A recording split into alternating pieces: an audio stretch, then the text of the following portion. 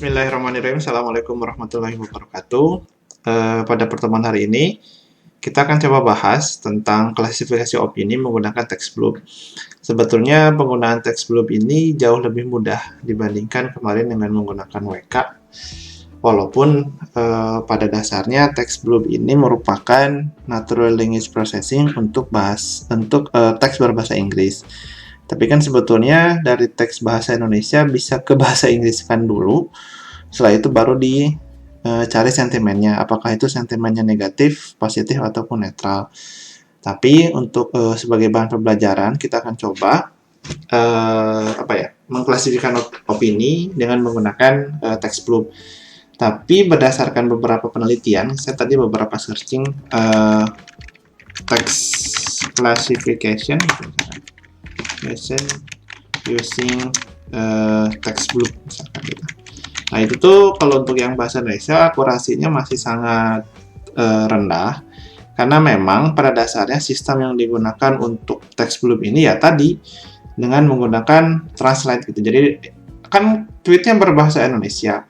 Terus kemudian dari text blob ini nantinya diterjemahkan ke dalam bahasa Inggris. Setelah itu baru dia buat labelingnya menggunakan text blob ini. Tapi akan kita coba pelajari dan ada beberapa batasan terkait text blob. Nah, kalau kemarin kita coba menggunakan Python, nah sekarang sebetulnya di Google itu ada namanya Google Colab.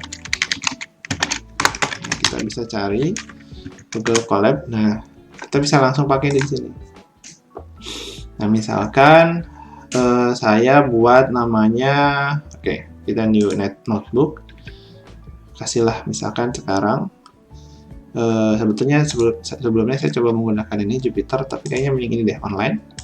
Ini rename, kasih nama latihan klasifikasi opini. Nah, segini dulu. Nah, langkah pertama yang harus kita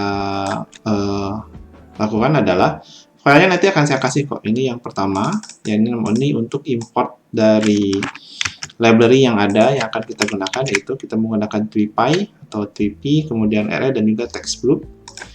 Kemudian ini biasa di play. Kalau misalkan di Jupyter Lab sih pakai Ctrl Shift Enter ya, atau Shift Enter. Nah setelah itu tambah lagi code-nya yang banyak ya. Ini tempat kitanya ada berapa ya? Nah setelah itu, ini API key-nya dari Twitter. Nanti masing-masing juga ada dan dikasih juga. Ini sama dengan yang ada di sini. Kita juga pernah buat ini. Sama, kita untuk yang otorisasinya seperti ini. Nah, mungkin yang agak sedikit beda. Nah, di sini kita bisa cari tweet berdasarkan user. Misalkan saya mau cari user Pak Jokowi itu sekarang nge-tweet apa aja. Misalkan dari 10 tweet terakhir Pak Jokowi apa aja sih. Nah, ini berdasarkan user. Ini bisa berdasarkan user, nanti keluar seperti ini. Nah, terus ngeprintnya gimana? Nah, ngeprintnya kan sebetulnya bisa kayak gini nih. Hasil user di print. Mungkin masih dalam bentuk JSON ya, awalnya kayak gini nih. Nah, yang status, API, JSON, dan lain sebagainya. Kalau di tweetnya sih kelihatan di sini. Tweetnya inilah, kemiskinan ekstrim harus dientaskan hingga 0%. Ini tweet dari Pak Jokowi. Misalkan saya mau searching nih, orang-orang di sekitar saya nge-tweet apa saja ya. Nah, tapi ini ya, maksimal hanya bisa 100, nggak bisa lebih dari 100.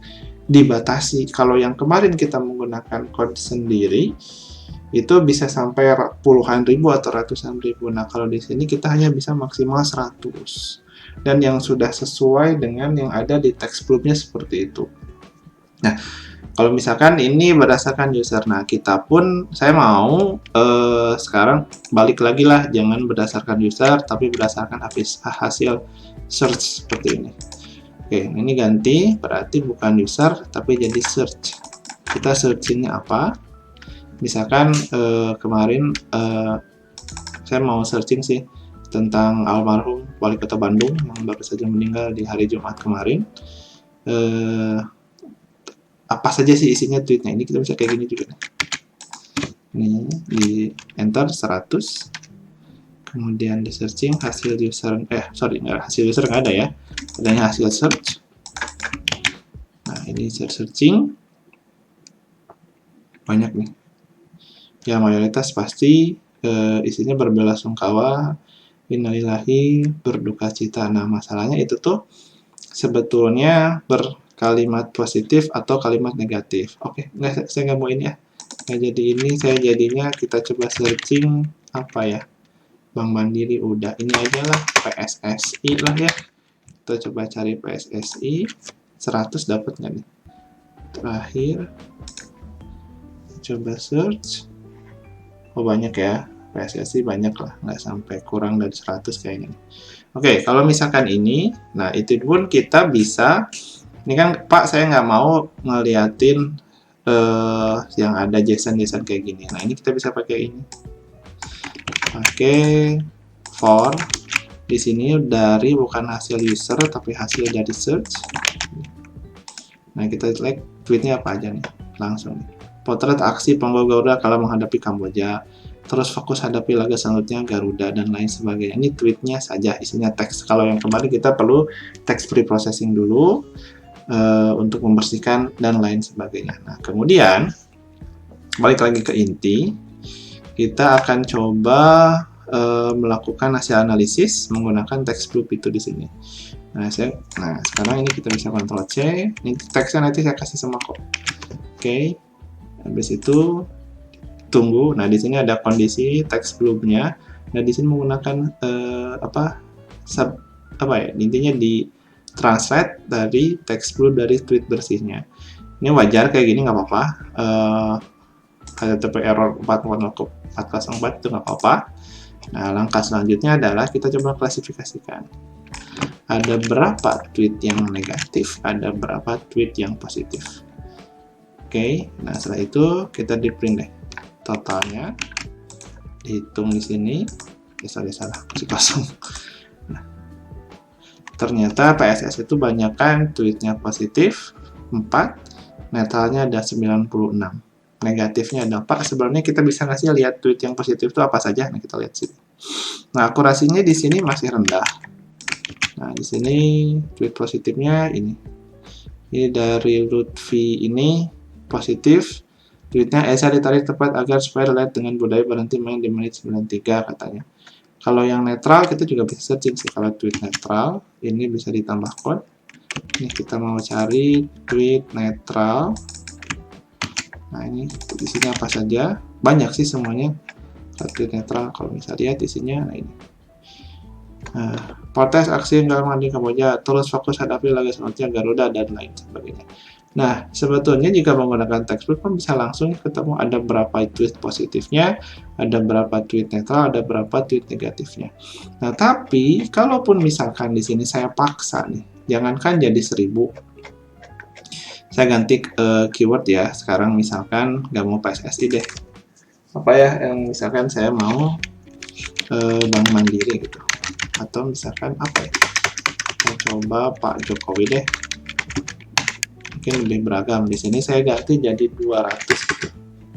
Ini coba di run lagi. Oke, tunggu selesai. Ini tweet tentang Pak Jokowi, banyak lah, nanti nggak akan nyampe 200 nih. Pak, itu dihitung nggak satu-satu? Ya, emang nggak dihitung satu-satu, tapi tetap nggak akan sampai 200. Kita coba run. Di sini ada berapa tweetnya yang positif, jumlahnya nggak akan 200, tetap saja maksimal hanya 100. Ternyata kalau Pak Jokowi banyak kan yang netral juga, positifnya 1, netralnya 95, negatifnya 4. Kayak gitu. Ini tentang penggunaan text group. Nah, jadi ya, kalaupun kemarin ada tugas yang menggunakan WK, menurut saya sih itu udah paling paling proper deh. Jadi agak lebih, maksudnya lebih, ini kan kemarin kayak gini ya, masing-masing ada 3 keyword, pilih salah satu dan diklasifikasikan, jadi bisa lebih banyak, tweetnya bisa lebih banyak, tapi ya menggunakan text group ini sebetulnya bisa lebih lebih banyak gitu, tapi ya harus bayar dari API Twitternya gitu. Jadi ya itu saja mungkin yang bisa saya sampaikan sebagai salah satu metode pembanding. Kita dapat menggunakan text group dalam mencari pendapat dari apakah itu bernilai positif, negatif, ataupun netral. Oh ya, satu lagi. Nah, silahkan coba buka di trends.google.com, bukan .go.id mungkin ya, lebih enak ke .com, atau .co.id juga boleh sih biar di Indonesia. Nah, sambil di searching nih, kita misalkan nyari tentang PSSI. Nah, dalam 1 bulan terakhir, sambil dibandingin nih. Di sini ada di 12 bulan terakhir, misalkan saya maunya di 3 bulan terakhir. Lagi ramai topik apa sih diperbincangkan tentang PSSI? Oke, ini misalkan di sini, oh ramai-ramai di sini ternyata di tanggal berapa nih? 30 September, yang paling banyak mengobrolkan adalah di Sulawesi Utara, Kalimantan Utara, Jambi, Sumatera Utara, ataupun Lampung. Topiknya tentang AFF, kan mungkin kemarin baru main juga ya, lawan Kamboja.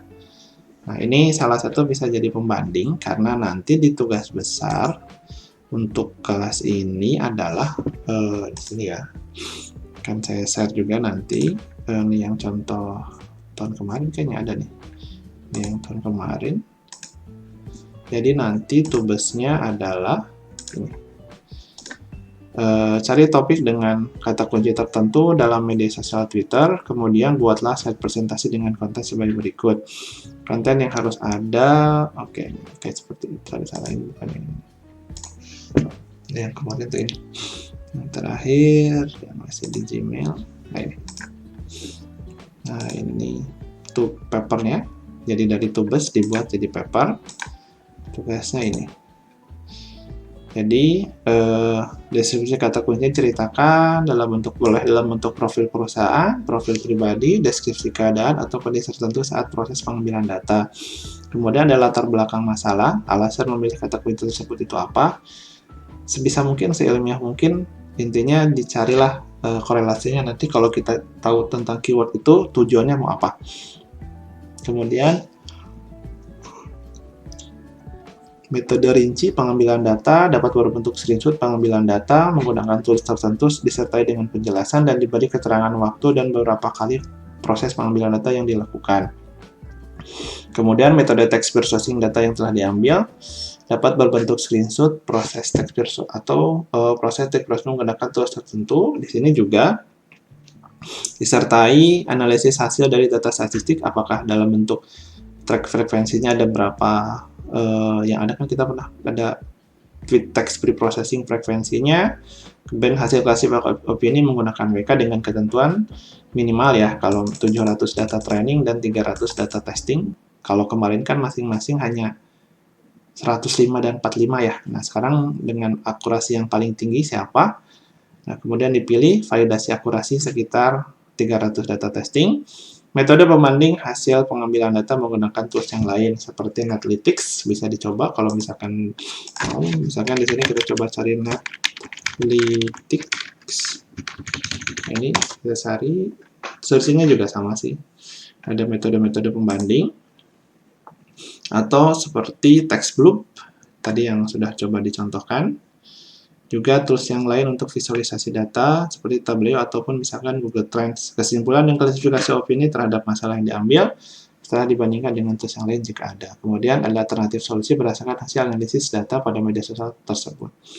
Nah, file dikumpulkan, file Excel yang berisi data dan validasi seperti pada pertemuan 14, data training.irff, data testing.irff.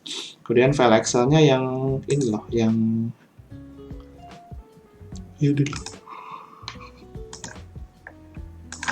seperti ini, yang file Excel-nya yang olah data klasifikasi.